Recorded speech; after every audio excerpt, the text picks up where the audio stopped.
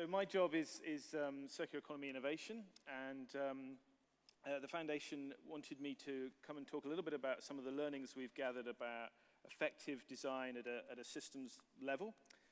Obviously, the amazing thing about the circular economy is that it's a continuous learning journey. It's a lifetime of learning, and so I do not pretend to have all the answers.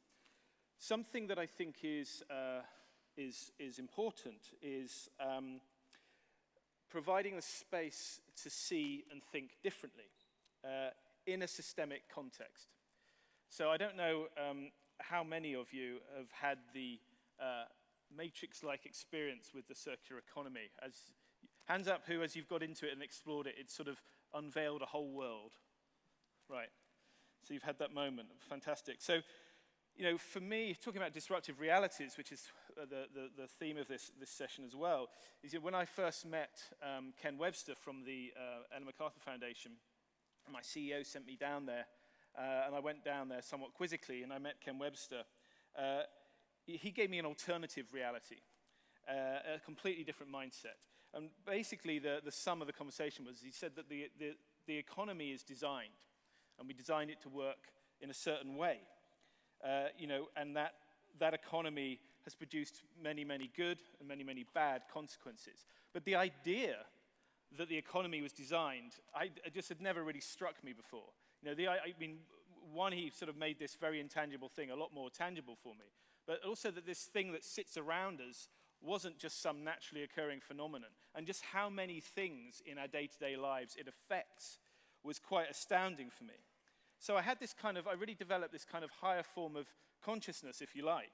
I started to see endless possibilities. As a designer, Thomas Leach, who I think is actually one of the Ellen MacArthur Foundation fellows, who said that experience for him meant that he wanted to redesign everything. And it definitely has been that kind of experience for me. But the systemic context to this, you know, was that I was there. In realizing the economy was designed, I realized, of course, it could be redesigned. So my sense of agency was developed. And it was no mistake that I was there. I had certain means. I was there representing IDEO. I think the Ellen MacArthur Foundation, you know, IDEO has reasonable influence in the design world. And, you know, the Ellen MacArthur Foundation realized the importance of design, and that IDEO was a kind of self-disrupting organization.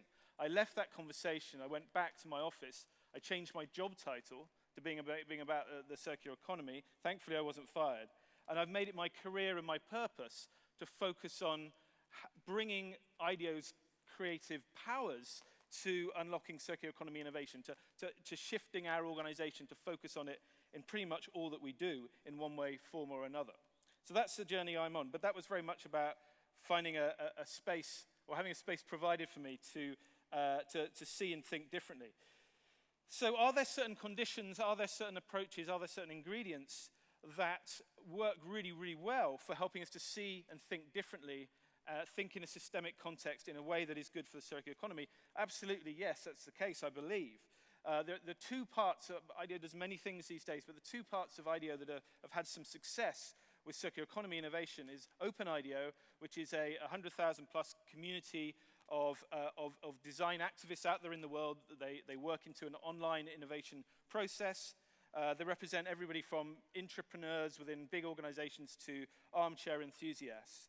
And CoLab, the Circular Economy CoLab platform, which is a membership organization, an R&D network for complementary organizations, if you like, across a value chain, whether it's particularly industry verticals or enabling capability companies for circularity, so tech, logistics, energy companies, that kind of thing.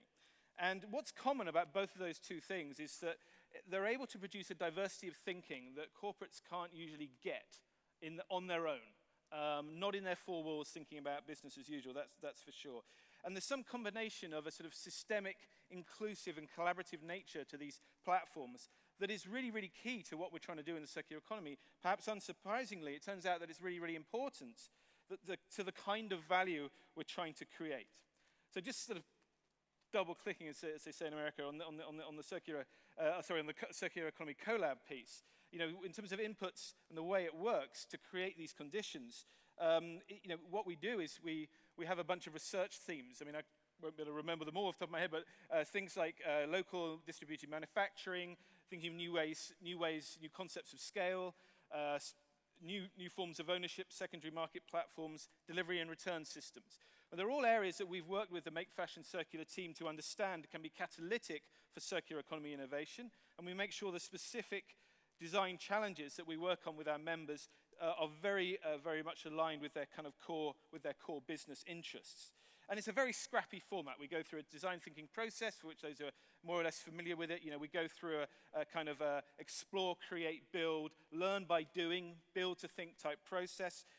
It's highly iterative, so we're building our insights and confidence in those ongoing research themes and asking more powerful questions. And it's multidisciplinary, so we have people thinking about the business model, the products, the services, et cetera, We bring in data scientists. We bring in a whole bunch of emerging tech capabilities.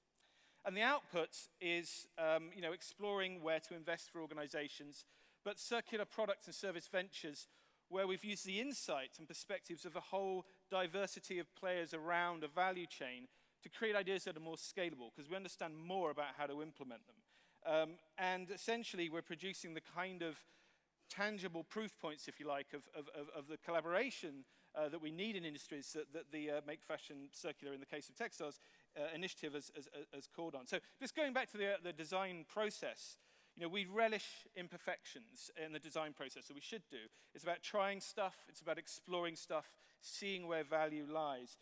And in the collab, for example, we don't burden participants with saying, right, you've got to achieve a 10x change, although that's obviously our desired goal with the rest of you in the end, because we're trying to build a roadway. So if we work on a concept, for example, around creating bringing more customers around a single garment, for example, creating more use for that garment. There may be things around the circularity of that in the end we can do a lot better on, and we certainly know that in terms of maybe afterlife systems and where that garment's going in the end.